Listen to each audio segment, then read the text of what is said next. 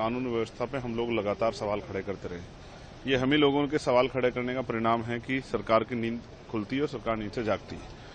ये मंचलों को इस तरह की छूट मिली है, एंटी रोमियो स्क्वाड बड़े दावे हुए, बेटी बचाओ बेटी पढ़ाओ, और उसका सच ये है कि प्रदेश की राजधानी में ही मंचलों को खुली छूट मिली है। जिस तरह से वो वीडियो में दिखाई दे रहा है कि उस बेटी को अपमानित करने का प्रयास किया है, और ये अपमान सिर्फ लखनऊ में नहीं, पूरे प्रदेश में हो रहा है। तो हम तो लगातार मांग कर करके थक गए, अब तो थक ही गए, क्योंकि मुख्यमंत्री सुनना ही नहीं चाहते। अगर मुख्यमंत्री ध्यान दें कानून व्यवस्था पर और इस तरह घटनाओं पर रोक लगे, तो जो वो वादे करते हैं कानून व्यवस्था, शायद वो जमीन पर दिखाई दें।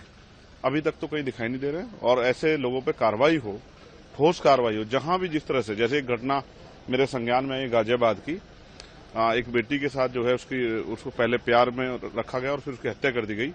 अभी मुझे यहाँ सुबह उसकी जानकारी मिली। मैं मुख्यमंत्री से मांग करूंगा ऐसे लोगों पर सख्त से सख्त कार्रवाई की जाए कि दोबारा किसी बेटी के साथ ऐसा ना हो। कुछ अधिकारियों के ऊपर भी कार्रवाई की गई है वहां पे।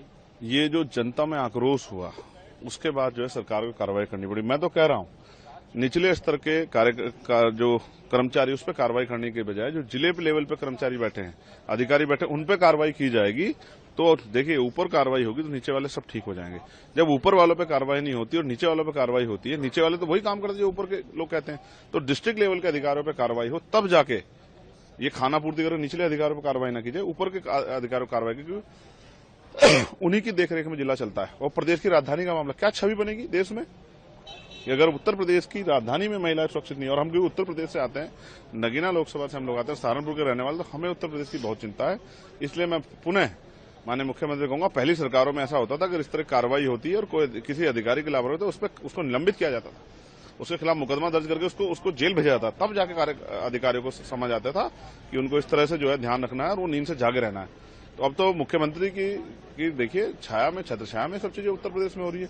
तो मुख्यमंत्री जी को उसका कठोर संज्ञान लेना चाहिए और नीचे ऑर्डर करने चाहिए सभी जिलों में, अगर महिला उत्पीड़न कोई भी घटना हो तो उस पर जाति धर्म से ऊपर उठ के ठोस कार्रवाई की जाए, किसी अपराधी को बचाना जाए, जो सत्ता पक्ष का हो चाहे विपक्ष का हो, सब पे गजब की कार्रवाई हो, जिससे कि आरोपियों के और मंचलों के हौसले जमी दज हो जाए।